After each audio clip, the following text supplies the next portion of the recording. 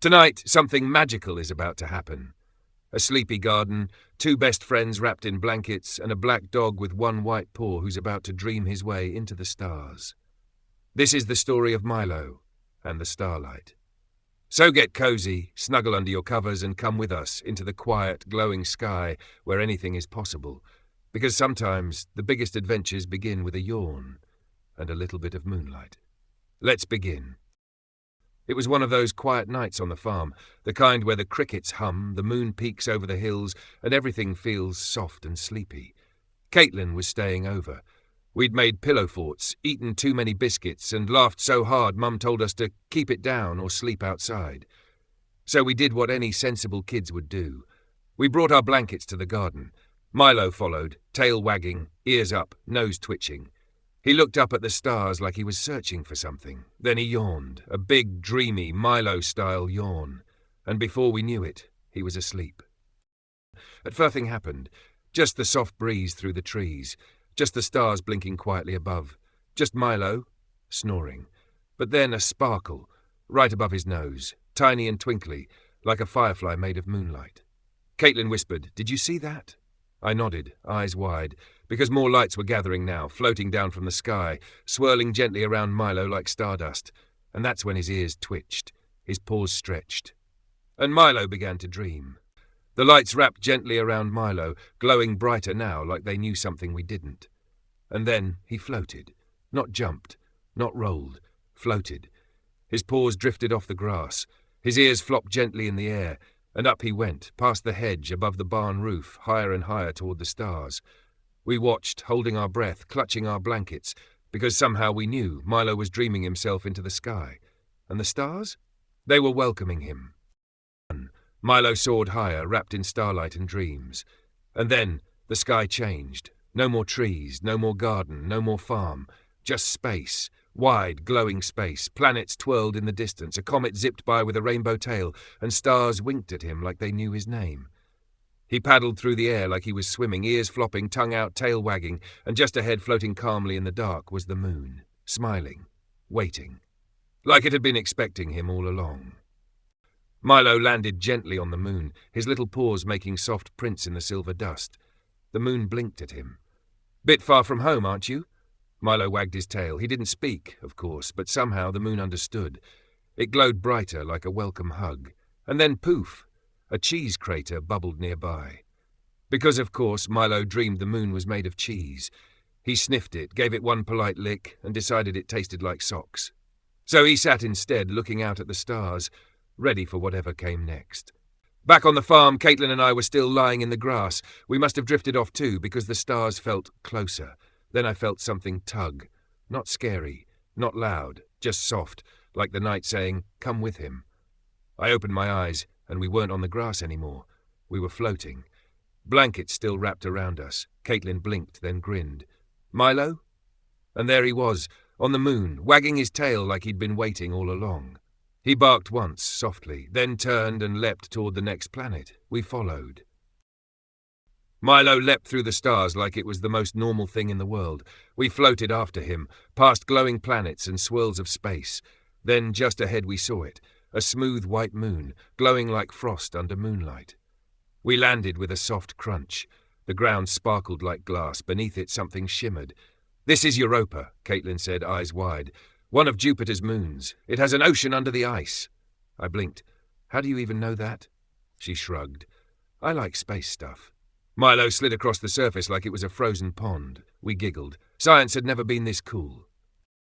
Kaitlyn knelt beside a frozen crack in the ice. "Underneath this," she said, tapping the surface, "there could be an ocean deeper than Earth's." I blinked. "No way." She nodded. "Some scientists think there might be life down there. Tiny ones. Like space fish." Milo barked at a puff of icy mist, then immediately fell over trying to chase it. We laughed. "If we knock," Kaitlyn said with a grin, "maybe the aliens will knock back." I smiled and gave the ice a tap. Knock, knock. We waited, nothing. Then a tiny bubble popped under the surface. Milo froze. So did we. "Did you see that?" We followed Milo across the ice until we reached a glowing crack in the ground, and just as we got close, whoosh! A blast of water shot up into the air like a space geyser. Kaitlyn jumped back, giggling. "It's a jet," she shouted. They shoot out from Europa's surface. She pointed up at the sparkling fountain. It's pressure from the ocean underneath. Sometimes water bursts through the ice like a giant sneeze. Milo barked once, ran straight into the mist, and came back soaked and wagging like it was the best bath of his life. We looked up. The water sparkled as it rose, catching starlight. Then it froze into glowing crystals, drifting back down around us. Magic, science, dreams, all at once. After the sparkle rain stopped, we drifted upward again, higher than before, past the moons, past the rings, past everything. And then we saw it, a tiny probe just floating there, blinking quietly in the dark. "It's Voyager," Kaitlyn whispered, "the furthest spacecraft from Earth." Milo sniffed it like it might be holding snacks. It wasn't. Kaitlyn traced her hand near the gold circle on the side. "That's the golden record," she said. "It has sounds and pictures from Earth, in case aliens ever find it." "What kind of pictures?" I asked. "Trees, laughter, music, a hello from us." We looked back. The solar system shimmered behind us like a glowing marble in the dark, small, precious, ours. We drifted closer to Saturn, its rings glowing like giant glass hoops wrapped in sunlight. Milo barked once and chased a floating chunk of ice, spinning in slow motion.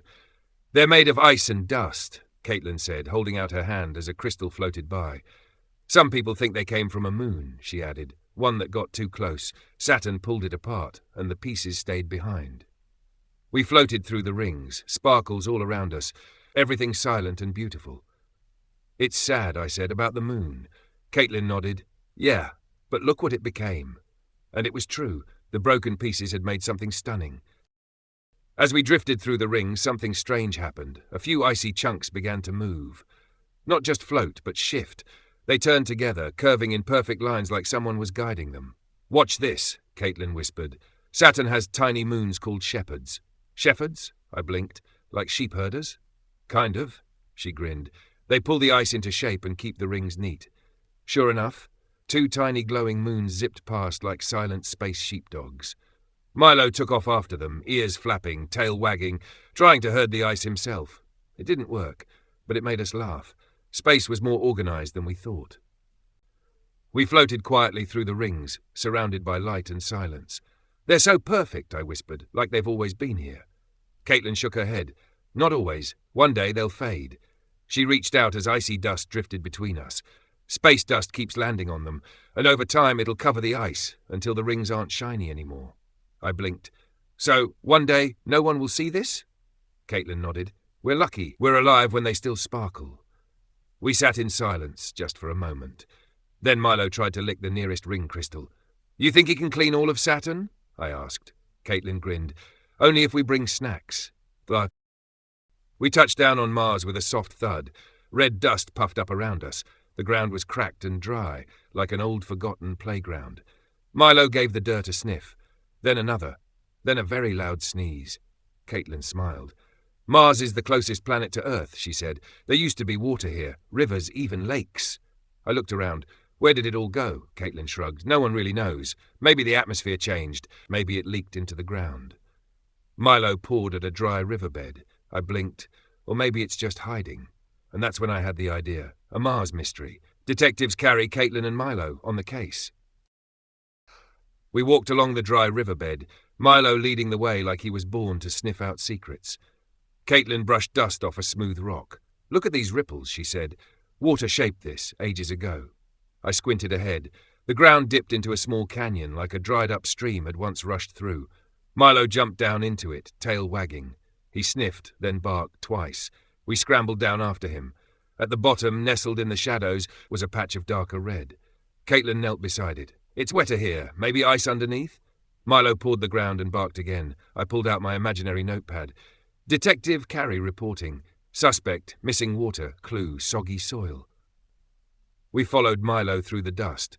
His nose twitched with purpose. His tail wagged like he was onto something. He stopped near a giant crack in the ground, a dry canyon, cut like a scar across Mars. Kaitlyn pointed. "That's Vallis Marineris. It's one of the biggest canyons in the whole solar system." Milo barked, then jumped down the slope like it was a slide. We scrambled after him, slipping on red sand. At the bottom, we saw it. A shimmer. A sparkle. Like ice, hidden deep in the rock, our first clue. The water might still be here. Followed the old riverbed through a rocky valley. It curved like a dried-up snake, winding through dust and silence. Then Milo stopped. His ears perked. His nose twitched, and with one excited bark, he started digging. Dust flew everywhere. Kaitlyn ducked behind a rock. "Milo!" But when the dust cleared, we saw it, a shimmer beneath the ground, like ice, hidden, frozen, waiting. "Water?" I whispered. Kaitlyn stepped closer. "It's buried, locked in the soil." We looked at each other. We weren't just dreaming now. We were discovering. Detectives, scientists, friends. Milo wagged his tail like he solved the mystery. Honestly, he kinda did. Before we left Mars, we needed a break. Detective work is hard when there's no snack table. So we sat on a rock, brushed off the red dust, and started a game. "Would you rather," Kaitlyn asked, "eat a Mars rock sandwich or drink space slime?" I laughed. "Do I get mustard?" "Nope, just dust." "Then I'll take the slime, but only if it's glittery." Kaitlyn smirked.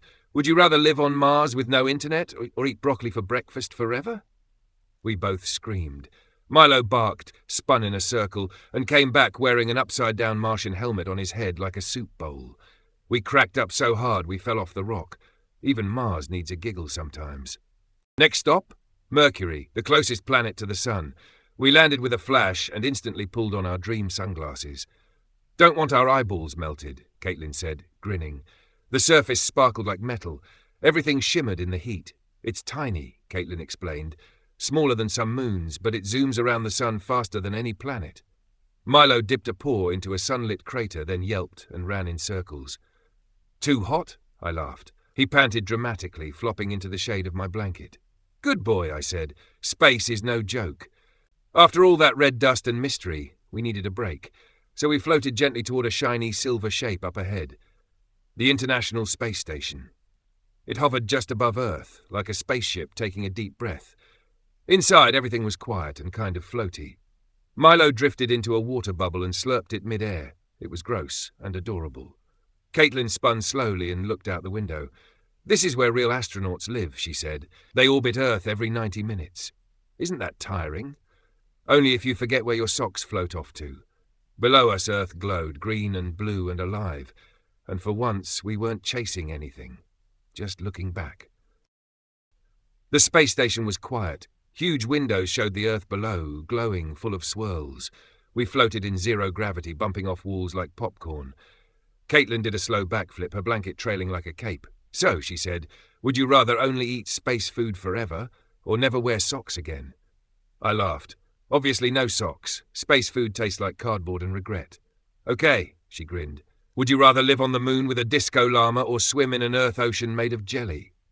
"Easy," I said. "Jelly ocean, but only if Milo gets a rubber ring."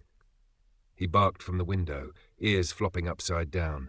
The world spun quietly below us, and we laughed like we were still on the grass back home. We sat on the edge of a quiet satellite orbiting gently around Earth. Below us the planets spun, blue and green and glowing with clouds like cotton. Kaitlyn pointed. "Look, there's the UK!" I squinted. "There's the farm!" Milo barked twice, tail thumping. He leaned forward like he could jump right back down to the field. We all stared, quiet for a second. Kaitlyn broke it. "You know the Staffordshire knot?" she said. "It's from ages ago. Romans, maybe. No one's really sure." I laughed. "You even know space history now?" She shrugged. "It's cool." I pulled my blanket tighter. "I'm cold." She looked at me. "Can we go home?" I asked. I blinked, and we were back, my bedroom. The quiet creak of the farmhouse. A space book open in Kaitlyn's lap. Milo curled up beside me, fast asleep, his white paw just brushing my blanket. We didn't say anything at first. Just the hum of nighttime, the echo of stars still glowing in our heads. Then Kaitlyn whispered, "Would you rather explore space alone forever, or stay on Earth with your best friend?" I smiled. "Easy. With my best friend." She nodded, closing the book. The stars were still out there, but so were we, together. Thank you for joining us on this dreamy adventure with Milo and the Starlight. We hope the story made you smile, made you wonder, and helped you feel just a little more cozy inside. Wherever you are tonight, we're wishing you soft blankets, sweet dreams, and stars that whisper you safely to sleep. From all of us here at Book at Bed, thank you for listening, and good night.